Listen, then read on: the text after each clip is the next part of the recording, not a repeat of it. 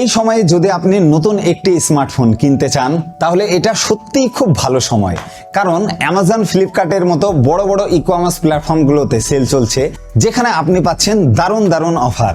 আজকের এই ভিডিওটাতে আমি আপনাদের জানাবো 20,000 টাকার বাজেটের মধ্যে কেনার মতো টপ 5টা সেরা স্মার্টফোন, যেগুলো একদম ভ্যালু ফর মানি হবে।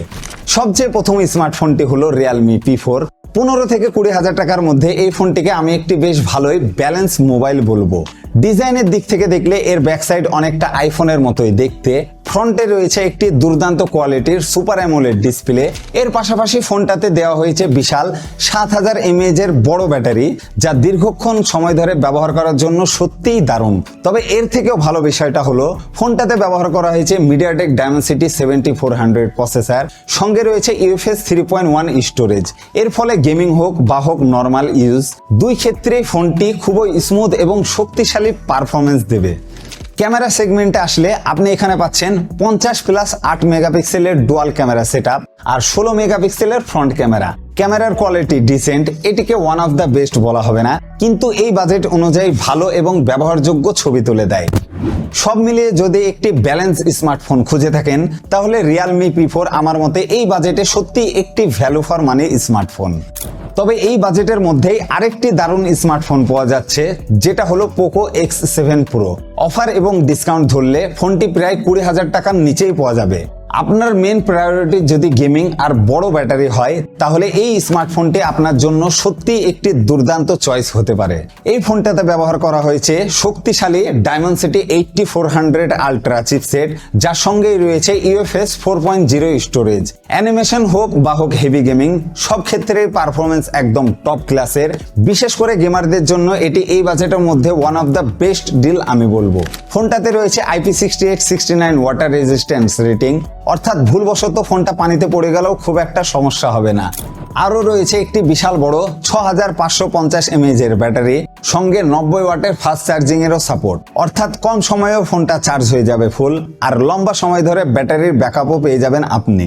সব মিলিয়ে বলা যায় পারফরমেন্স, ডিজাইন আর ব্যাটারি, এই তিনটি দিকে এখানে দারুণ কম্বিনেশন দিয়েছে মোবাইলটাতে। তবে এখানে আরো একটি শক্তিশালী অপশন রয়েছে আপনাদের কাছে, বিশেষ করে যাদের কাছে ক্যামেরা একটু বেশি প্রায়োরিটি আর যারা চান একদম ক্লিন আর স্মুথ UI এক্সপিরিয়েন্স। আমি কথা বলছি CMF Phone 2 Pro এর।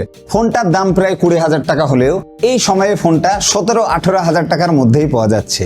পিছনে পেয়ে যাবেন 50+50+8 মেগাপিক্সেলের ট্রিপল ক্যামেরা সেটআপ। এই প্রাইস রেঞ্জে টেলিফটো ক্যামেরা দিয়েছে মোবাইলটাতে, যেটা বেশ সত্যিই বড় ব্যাপার।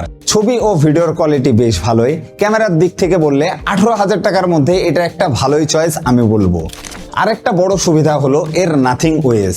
UI একদম ক্লিন এবং লাইট ওয়েট। পারফরমেন্স এবং ডেইলি ইউসেজের জন্য মোবাইলটা তো ভালোই, তবে দৈনন্দিন কাজকর্মে ফোনটা বেশ স্মুথলি চলবে। সব মিলিয়ে বলতে গেলে এই প্রাইস রেঞ্জের মধ্যে CMF Phone 2 Pro ক্যামেরা আর ক্লিন ইউজার এক্সপিরিয়েন্সে সব থেকে এগিয়ে। এবার আসে আমাদের লিস্টে থাকা পরবর্তী মোবাইলটার দিকে, যেটার দাম মোটামুটি 22,000 টাকার কাছাকাছি, আর এটা হলো রিয়েলমির তরফ থেকে রিয়েলমি P4 Pro। এই মোবাইলটায় রয়েছে স্ন্যাপড্রাগন 7 Gen 4 চিপসেট, সাথে রয়েছে UFS 3.1 স্টোরেজ। ব্যাটারির দিকে ফোনটাতে দিয়েছে একটি বিশাল বড় 7000 mAh এর ব্যাটারি, যা দীর্ঘক্ষণ ব্যাটারি ব্যাকআপ দেবে আপনাকে। আর ডিসপ্লেও একদম দারুণ। এর সুপার অ্যামোলেড ডিসপ্লে, যার কোয়ালিটি খুবই প্রিমিয়াম। আউটডোর ভিজিবিলিটি হোক বা হোক নর্মাল ইউজ, সব জায়গাতেই ডিসপ্লেটি আপনাকে সন্তুষ্ট করবে।